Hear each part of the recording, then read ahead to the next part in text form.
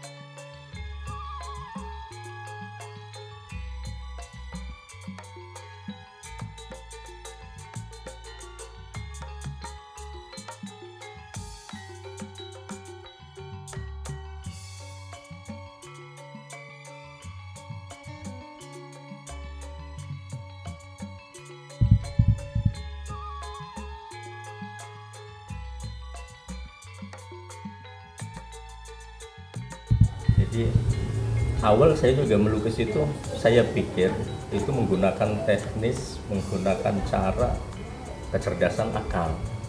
Tapi di situ saya mengalami kebuntuan ketika ada seseorang, ada customer meminta, konsumen meminta, tolong buatkan ini. Saya menjelajahnya itu masuknya itu kesulitan di situ.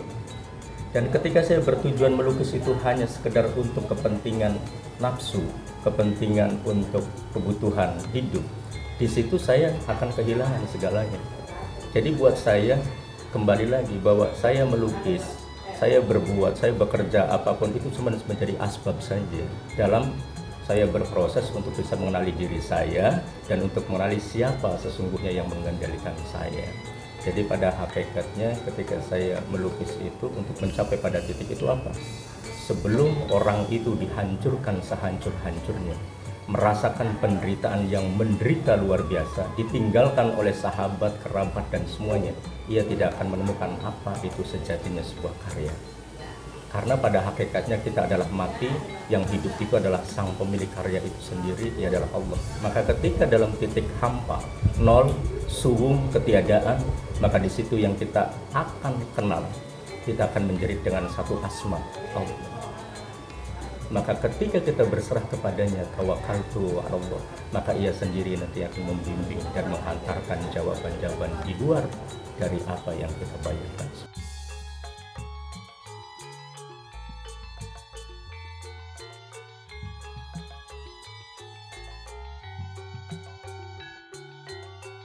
Waktu acara lelang Siddhartha, teman-teman itu mencoba untuk mendaftarkan diri untuk masuk lelang Siddhartha. Saya seolah ditutup pada saat itu, tidak ada ruang buat kaligrafi.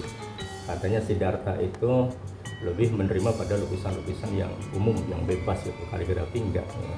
Tapi ya sedih sih, pada saat itu saya merasa sedih, kok kaligrafi sulit ya, kenapa sih pelukis-pelukis kaligrafi itu seolah-olah kayak diasingkan, pasarnya tidak diberikan gitu. Nah saya mencoba pada saat itu kalau memang saat itu kaligrafi hanya monoton dengan lukisan kaligrafinya, huruf-hurufnya saja, maka saya yakin ya mungkin akan seperti itu. Nah, saya melihat pada tahun 2009 pada saat itu booming abstrak. Nah, di situ saya mempelajari abstrak dan saya masukkan kaligrafinya dengan background abstrak, sehingga pasar menerima, terutama kaum muslim. Di situ mulai saya masuk dan galeri mulai menerima, pameran juga masuk, dan alhamdulillah di 2007, 2008, 2009 itu lukisan selalu terjual di lelang dengan background abstrak dan kaligrafi. Bahkan pernah menawarkan beberapa karya, hampir ditolak Pak, hampir ditolak oleh galeri itu. Ada satu karya itu mungkin saking kasihannya mungkin sama saya kasihan, jauh-jauh semuanya ditolak. Ya sudah, saya coba, kata galeri. Nah ternyata balik lagi, ini rezeki namanya. Jadi saya mengikuti, ya sudah, melukis saja. Satu karya itu dibawa pameran di JCC, Inti Glory Internasional, akhirnya malah terjual lebih. Dan alhamdulillah lukisan saya juga bisa dikoleksi. Untuk wilayah Jakarta itu yang punya Lentera Hati, Bapak Kiai Quraisy Habib, mengkoleksi karya saya juga waktu pameran lelang di Siddhartha.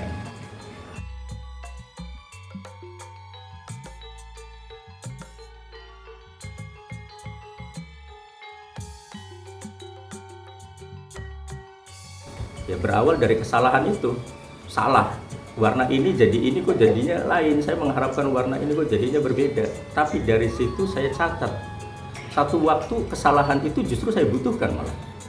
Saya membutuhkan warna coklat yang agak kehitaman, yang campur hijau. Oh ya, pada waktu itu, kenangan itu, perjalanan itu, sebuah kesalahan itu, ternyata itu menjadi nilai besar buat diri saya. Dan untuk saya mencapai pada pemahaman karya yang baik itu bagaimana, nah saya tidak mengingkari, saya harus belajar, minimal saya membaca. Ke siapa? Saya cari tokoh-tokoh seni rupa yang memang handal, khususnya di Indonesia itu. Di antaranya adalah Pak Sunario, Selasar, Bandung. Itu. Jadi saya mengacu ke sana. Pak Sunario karyanya simpel, sederhana, tetapi membuat saya itu bergetar. Apanya ini? Nah itu yang saya cari. Apanya itu yang saya cari.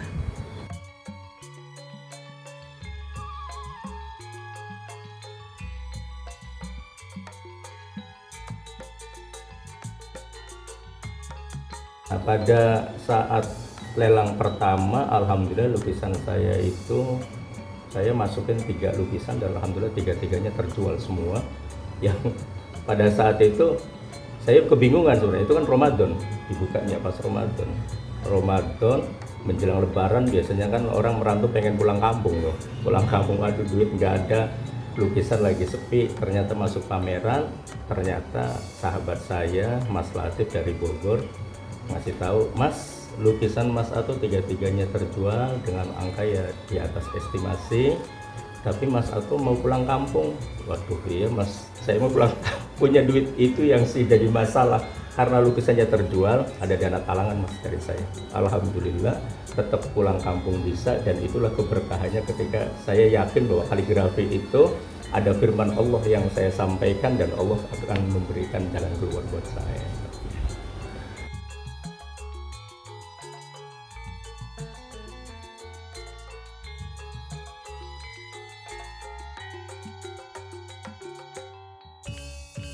Saya sangat salut dengan Mas Wiroto.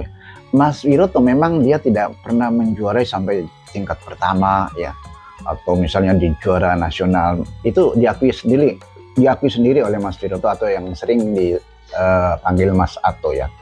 Tetapi kelebihan Mas Ato ini, dia sangat, menurut saya, brilian dalam ide-ide gagasan lukisannya, sehingga dia menjadi bentuk lukisan, bentuk karya seni yang indah. Jadi perpaduan antara kaligrafinya ya, dengan lukisannya itu sangat, menurut saya sangat bagus sekali, sehingga dia diterima di pasar ya, baik di lokal bahkan sekarang di Malaysia dan di Saudi Arabia. Karena apa? Karena orang melihat ketika membeli lukisan kaligrafi bukan hanya pakem-pakem tulisannya saja, tetapi dia juga harus menjadi sebuah karya seni yang indah.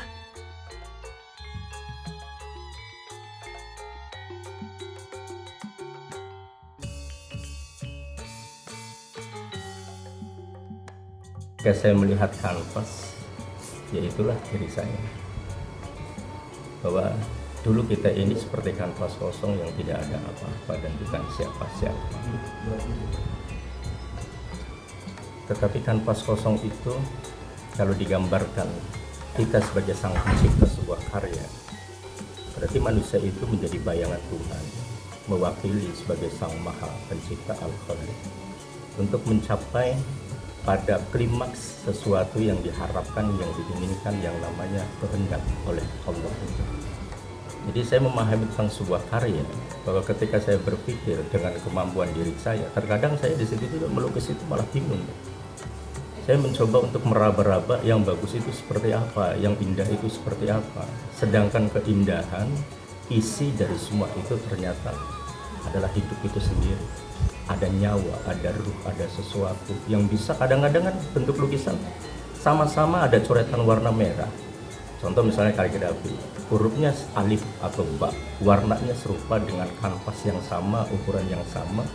Tapi orang bisa melihat, kenapa ya ketika di tembok yang sebelah kanan ada huruf alif yang berwarna merah di kanvas ukuran yang sama, tetapi rasanya biasa saja. Tapi begitu melihat di tembok yang kanan, sama jenisnya, tetapi kayak ada getar yang orang tidak paham, ini ada apa, ada sesuatu apa di dalam karya itu. Perbedaan ketika saya tidak membuat satu bentuk. Nah misalnya kayak saya menulis Bismillahirrahmanirrahim.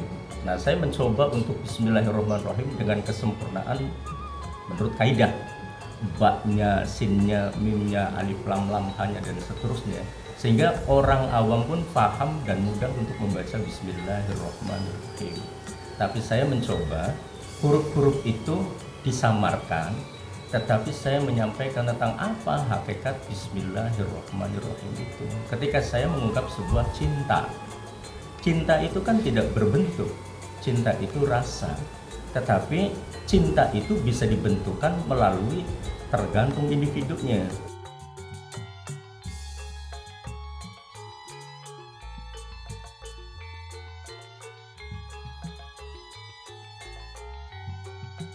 Setelah saya mulai senang melihat kakek itu, cari wong Indramayu bisa anumen. Ya boleh dikatakan orang yang bisa mumpuni lah di zamannya. Nah saya tertarik, tetapi kata-kata kakek saya, kamu nggak usah ikuti. Kamu harus mencari jalan hidupmu sendiri, jangan mengikuti cara kakek, karena ini melelahkan. Nah baru di situ saya mulai mencari, dan akhirnya saya dipertemukan dengan seorang guru spiritual, dan saya pertama kali mengasah tentang batin, mengasah tentang rasa itu dikasih tentang bagaimana laku dzikir. Jadi betul ada kalimat Allah bi dzikrillahi tatma'innul qulub. Bagaimana mungkin kita akan bisa konsentrasi, bagaimana mungkin kita akan fokus khusyuk untuk menjalankan satu pekerjaan ketika hati kita sedang gundah gulana, goncang, terkendali. Maka di titik itu saya terlatih dari hari ke hari, tahun ke tahun, dari tahun berapa ya, umur saya masih belasan tahun ya. Dan alhamdulillah sampai detik ini saya juga masuk pada ruang itu akhirnya. Jadi makanya saya ambil kesimpulan pada saat itu, saya hidup untuk apa ya? Dan ketika saya mencoba hasil pikir itu bisa manfaat untuk diri saya, tapi ini kan bukan pikirnya, bukan kalimatnya, pasti ada kekuatan di balik kalimat ini, ada siapa? Nah di situ makanya saya gabungkan antara wilayah tentang spiritual saya dengan kanvas yang saya hadapi, saya mencoba masuk disatukan menjadi satu karya.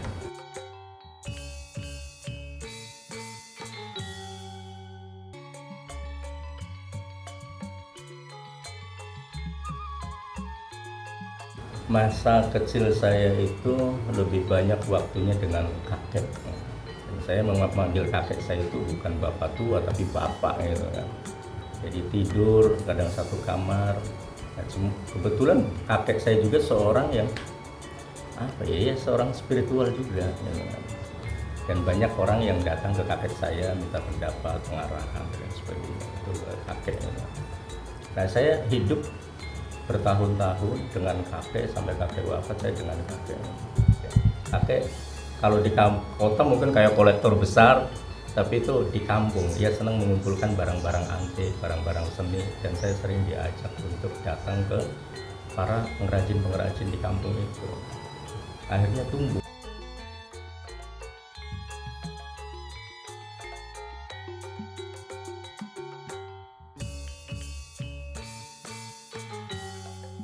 Kaligrafi di eranya Pak Ade Firoz itu kan luar biasa ya, Pak Ade Firoz, Ahmad Sadali. Nah, saya jujur, saya kagum dengan mereka. Dari apa? Dari warnanya, mengolah komposisinya. Tapi bicara tentang rasa, saya belum pernah ketemu sama beliau-beliau itu. Tapi saya menyaksikan perbedaan dua tokoh yang luar biasa menurut saya itu. Yang ketiga Pak Sunaryo tadi, ini tokoh-tokoh besar. Setiap karyanya lahir, orangnya berbeda, tetapi saya bisa membaca Sadali itu kok warnanya sampai antik begitu, coklatnya coklat campur tanah seperti itu. Ini apa ya? Nah, kadang ketika saya mencoba untuk membuat seperti Sadali, tetap walaupun bentuknya sama, warnanya dicoba untuk mengikut Sadali, rasanya bukan rasa Sadali. Jadi buat saya, tetap saya belajar kepada tokoh-tokoh itu, saya mempelajari apapun bentuk lukisannya, kaligrafinya, tetapi saya mencoba untuk menjadi pribadi diri saya. Karena saya akan menjadi orang yang sangat tersiksa ketika batin saya menyuruh membuat warna merah, tapi saya mencoba untuk melahirkan warna biru. Maka selamanya saya akan dikejar oleh perasaan saya sendiri. Seperti ungkapkan saja cintamu kepada kekasihmu, tapi saya mencoba untuk mengatakan aku tidak mencintaimu. Iya Pak ya?